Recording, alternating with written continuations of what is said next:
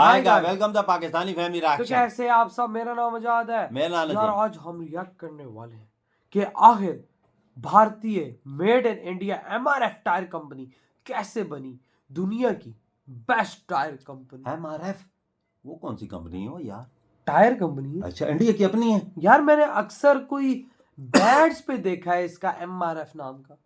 अक्सर यार। Cricket ground बिल्कुल बिल्कुल बिल्कुल देखा है एमआरएफ, बिल्कुल देखा है। एमआरएफ लिखा हुआ देखा, टायर का नहीं मुझे पता, लेकिन अब ये वॉच करेंगे तभी पता लगेगा। तो कौन ऑन कर दे एंड स्टार्ट। दोस्तों जरा आप इमेजिन करो कि अगर दुनिया से रबर गायब हो जाए तो क्या होगा।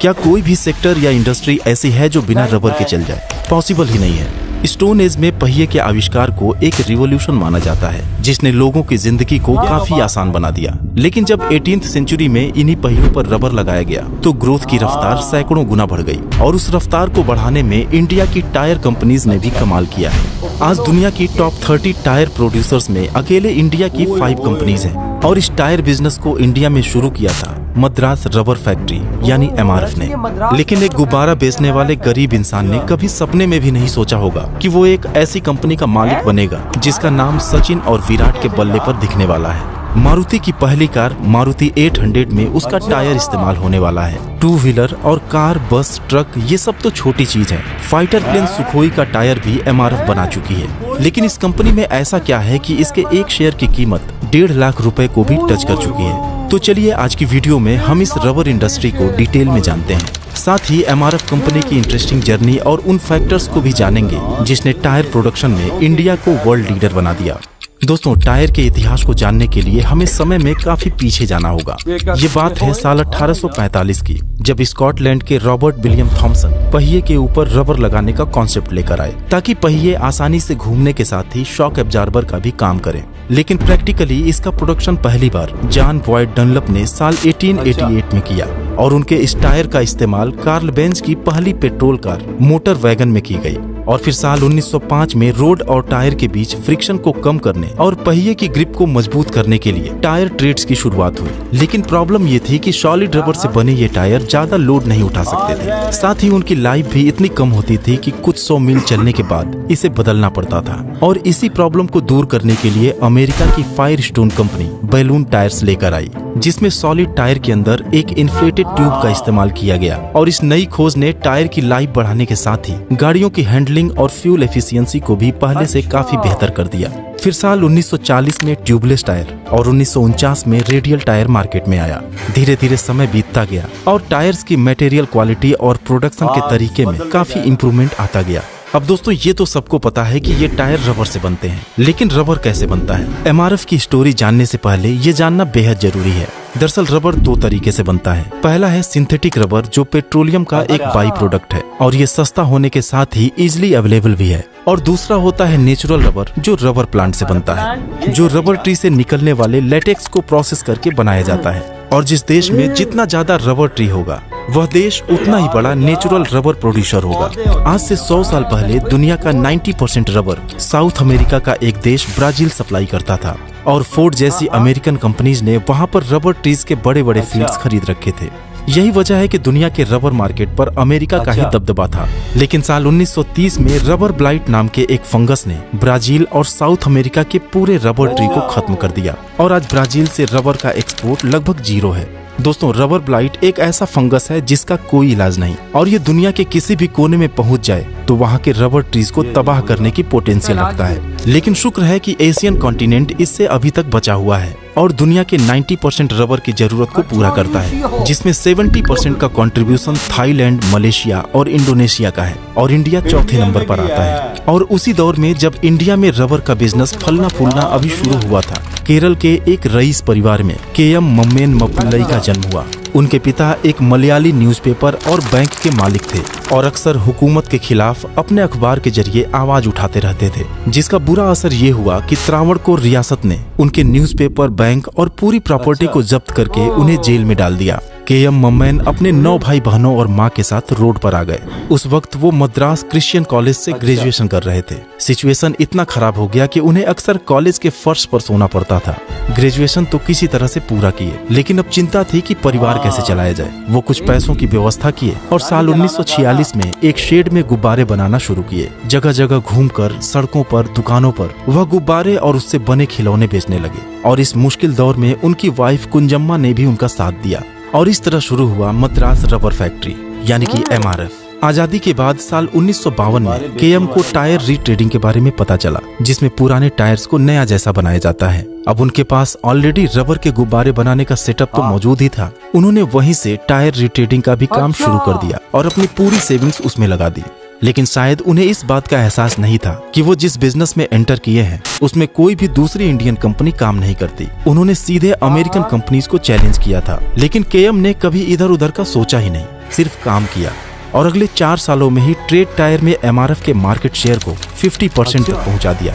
विदेशी कंपनियां तो उनके ग्रोथ को देखकर हैरान थीं और कई ने तो इंडियन मार्केट ही छोड़ दिया। फिर साल आया 1961, जब MRF ने ट्रेड रबर के प्रोडक्शन से एक कदम और आगे बढ़कर कंप्लीट टायर बनाने का फैसला किया और अमेरिका की एक कंपनी मेंसफील्ड के साथ टेक्निकल टाई अप में टायर बनाना शुरू कर दिया और उसी साल MRF को स्टॉक एक्सचेंज में भी लिस्ट करा दिया गया। चलिए कहानी पर वापस लौटते हैं। दोस्तों, केएम मम्मैन को अब समझ आने लगा कि टायर ट्रेडिंग और टायर मैन्युफैक्चरिंग दो बिल्कुल अलग चीजें हैं। मेंसफील्ड को अमेरिका की शानदार सड़कों के हिसाब से टायर बनाने का एक्सपीरियंस था, जो 60s के दशक में इंडियन रोड्स के लिए बिल्कुल सुटेबल नहीं था। MRF की टीम ने मिलकर भारत की सड़कों के हिसाब से टायर बनाना शुरू किया, लेकिन पूरी इंडस्ट्री पर डनलप, फायरस्टोन और गुडईयर जैसे इंटरनेशनल ब्रांड्स का ही दबदबा था। मम्मैन शुरुआती दिक्कतों से घबराए नहीं, बल्कि अपने प्रोडक्ट को दिन ब दिन बेहतर करने के साथ ही उसकी मार्केटिंग पर भी खूब ध्यान देने लगे। साल 1964 में MRF ने इंडियन एड इंडस्ट्री के एक फेमस पर्सनैलिटी एलिक पदमसी को हायर किया, जिन्होंने मसल मैन के जरिए MRF को लोगों के बीच खूब पॉपुलर बना दिया। आपको बता दूं कि एलिक पदमसी ने लिटिल साबुन, हमारा बजाज, सर्फ और Charlie Chaplin for cherry blossom जैसे सैकड़ों आइकॉनिक ऐड दिए हैं। कंपटीशन काफी टफ था और मिशलिन जैसे कुछ ब्रांड ने तो MRF को एक्वायर करके उन्हें रास्ते से हटाने की कोशिश भी की, लेकिन MRF पूरी मजबूती से टिका रहा और अपनी क्वालिटी को मेंटेन रखते हुए टायर के दाम को अपने कॉम्पिटिटर से हमेशा कम रखा। अब चूंकि केरला में रबर ट्री की कोई कमी नहीं थी और लेबर कॉस्ट भी काफी कम था, इसलिए MRF का प्रोडक्शन तेजी से बढ़ने लगा। लेकिन प्रॉब्लम ये थी कि वो अपने टायर को बेचें कहाँ। ये 60s का वो दौर था जब मोटर, कार, ट्रक तो छोड़िए, रोड पर बाइक और साइकिल्स भी कम ही दिखाई देते थे।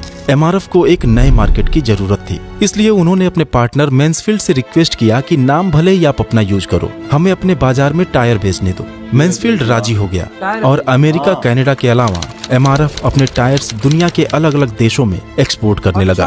और फिर साल 1967 में MRF अमेरिका को टायर एक्सपोर्ट करने वाली इंडिया की पहली कंपनी बनी।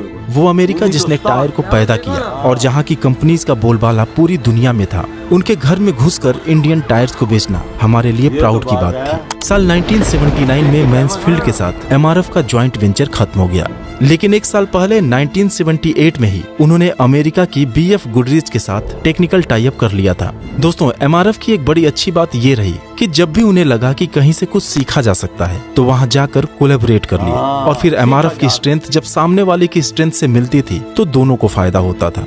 जैसे कि रीट्रेडिंग बिजनेस को और इम्प्रूव करने के लिए उन्होंने इटली की मारंगोनी TRS SPA के साथ भी एक ज्वाइंट वेंचर किया था। फिर साल आया 1973, जब पहली बार MRF ने नाइलॉन टायर्स का इन्वेंशन किया, जो मजबूत होने के साथ ही काफी ड्यूरेबल और सस्ता था। देश धीरे धीरे तरक्की की राह पर था और कई विदेशी कार और बाइक कंपनीज इंडिया में आने लगी थी। और जब 1988 में मारुति 800 कार को लॉन्च किया गया तो उसमें भी MRF के ही टायर्स लगाए गए। उसके बाद एक मार्केटिंग मास्टर स्ट्रोक ने MRF को इंडिया के घर घर तक पहुंचा दिया, जब उन्होंने सचिन के बल्ले पर अपना नाम चिपका दिया। और सचिन गए तो विराट कोहली, लेकिन सचिन और विराट ही क्यों? क्योंकि उन्हें दिखाना था कि MRF इज द बेस्ट। और इस तरह एक बेहतरीन एडवर्टाइजिंग ने MRF को एक ब्रांड बना दिया। अभी तक MRF बस, ट्रक्स और JCB के बड़े टायर्स ही बनाती थी, लेकिन 90s में जब बजाज, TVS और हीरो होंडा के बाइक्स धूम मचाने लगे तो उन्होंने टू व्हीलर्स के भी टायर्स बनाना शुरू कर दिया। आज एमआरएफ का टाटा, महिंद्रा, यामाहा और जनरल मोटर्स जैसे बड़े बड़े ब्रांड्स के साथ टाई अप है। और यही नहीं, साल 2008 में तो उन्होंने सुखोई 30 का भी टायर बनाया था। मतलब ट्रक, बस से लेकर कार, बाइक और एरोप्लेन्स के पहियों की पूरी रेंज इनके पास है। अब देखा जाए तो टायर का बिजनेस एक सेफ बिजनेस है। गाड़ियां चाहे डीजल, पेट्रोल, हाइड्रोजन या बैटरी किसी से भी चलेंगी तो पहिए पर ही। लेकिन फिर भी एमआरएफ ने अपने बिजनेस को और भी सेक्टर्स में डाइवर्सिफाई किया। वो हैस्ब्रो इंटरनेशनल के साथ टॉयज बनाते हैं, ऑस्ट्रेलिया की एक कंपनी के साथ मिलकर इंडस्ट्रियल पेंट बनाते हैं और साथ ही इटली की एक कंपनी के साथ मिलकर कन्वेयर बेल्ट भी बनाते हैं। अब दोस्तों, इतना सब कुछ जानने के बाद उस रहस्य को भी जान लेते हैं कि आखिर एमआरएफ का शेयर इतना महंगा कैसे हो गया। एक समय तो एमआरएफ के एक शेयर का दाम 1.5 लाख रुपए से भी ऊपर चला गया था। दरअसल होता यह है कि जैसे जैसे कंपनी का प्रॉफिट बढ़ता है, उसके शेयर का दाम भी बढ़ता जाता है। लेकिन जब ये दाम बहुत ही ज्यादा हो जाता है तो कंपनी अपने शेयर को स्प्लिट कर देती है। मान लीजिए 100 रुपीज के 1000 शेयर्स मार्केट में है, तो उसकी मार्केट वैल्यू 1 लाख रुपीज होगी। अगर यही 1000 शेयर्स 50 रुपीज के 2000 शेयर्स में कन्वर्ट कर दिए जाएं, तो भी उसकी मार्केट वैल्यू 1 लाख रुपीज ही होगी। लेकिन शेयर प्राइस कम होने से लोग इसे आसानी से बाई और सेल कर सकते हैं। लेकिन इसके अपोजिट एमआरएफ ने 1970 और 75 में सिर्फ 2 बार अपने शेयर्स स्प्लिट किए और उसके बाद पिछले 50 सालों से उनके शेयर्स के दाम बढ़ते ही गए। एक्चुअली एमआरएफ लिक्विडिटी को कम रखते हुए लॉयल इन्वेस्टर्स को अपने साथ रखना चाहता है। वैसे भी शेयर स्प्लिट करने का कोई फाइनेंशियल बेनिफिट तो है नहीं, बल्कि सट्टेबाज महंगे शेयरों से दूर ही रहते हैं। लेकिन एमआरएफ ऐसा करने वाली इकलौती कंपनी नहीं है।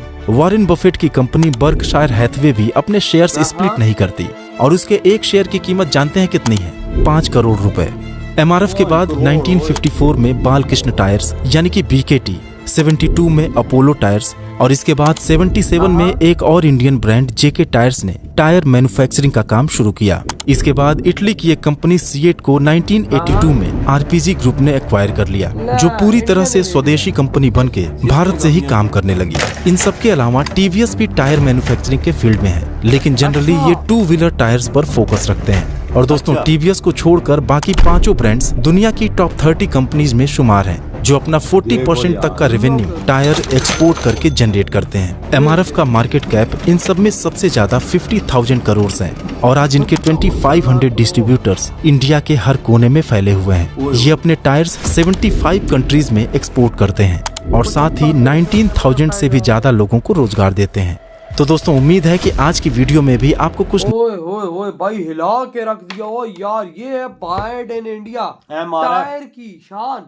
क्या दुनिया में उनका राज जा रहा, 75 देशों में। पे अंदाजा लगा कि इंडिया के टायर जा रहे हैं, एक्सपोर्ट हो यार, इसका ऐड तो मैंने ग्राउंडों में भी देखा है, बैटों पे भी मैंने मैंने देखा है, एमआरएफ लिखा हुआ मैंने देखा। चाहिए ये चीज हमें नहीं पता थी ना कि ये टायर कंपनी है। गुब्बारे बेचने वाला जहाजों के टायर बना लेगा, किसने सोचा था? आज SU30 में MRF made in India tyre लगा हुआ है। रशिया हो या जहां पर भी हो, SU30 वहां पर मेड इन इंडिया टायर उसका नीचे लग के उसका घूम रहा है। देख ले वजात कैसी इंडिया की कंपनी है। 1967 में अमेरिका में घुस के इंडिया ने टायर उधर बेचे। और भाई, भारत पहला देश बना। भारत पहला देश बना। और ये बातें तो हमें आज पता लग रही हैं भाई, हमें तो इससे पहले पता ही नहीं था। हमने कहा भाई ये कहां से टायर आ गया। आज पता लगा कि भाई साहब, दुनिया की टॉप 30 कंपनियों में भारत की 5 है। 5 हो, ये बहुत बड़ी बात है भैया। जो 75 देशों को अपनी एक्सपोर्ट कर रही हैं, वो अलग और अपने देश की जरूरत पूरी कर रही हैं अलग, और जहाजों में अलग लग रहे हैं। भाई 40% पैसा ये लोग प्रॉफिट कमा रहे हैं, बाहर के देशों में एक्सपोर्ट कर रहे हैं। अंदाजा यार, क्या बना हुआ है भारत के अंदर? आखिर इंडस्ट्रीज इतनी आगे कैसे जा रही हैं? गुब्बारे बेचने वाला कैसे इतना बड़ा मिलियन। और आप खुद देखो कि गुब्बारे बेचने वाला है, इतना जबरदस्त लेवल इंडिया का नाम रोशन कर रहा है दुनिया में।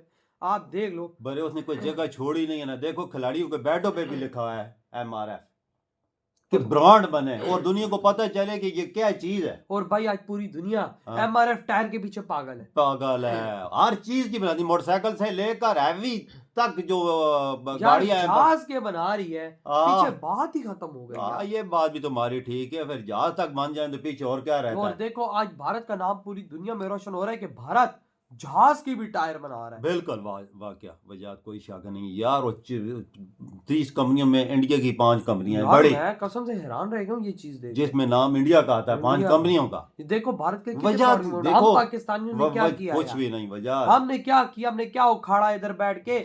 कायदे आज़म जानी ने हमें पाकिस्तान तो अलग करा दिया, अलग करा के 10 लाख लोगों की बलि चढ़ने के बाद फिर जो 7-8 लाख लोगों की बलि बंगाल में उतरी उसको तो छोड़ ही दो, उन सब की बलियां 15 लाख लोगों की बलियां चढ़ने के बाद आखिर हम पाकिस्तानियों ने क्या उखाड़ लिया? हमने कुछ बनाया ही नहीं, हम क्या एक्सपोर्ट करेंगे यार? टायर तो छोड़, हम सुई चाइना से मंगवाते हैं, तो ये बेकार ही बस एक्सपोर्ट करना हाँ, और कुछ ना करना। बिल्कुल। तो भाई आपकी क्या थॉट है इतनी बड़ी कामयाबी पर भारत की इस दुनिया में? इतनी वीडियो खत्म करते हैं तो तो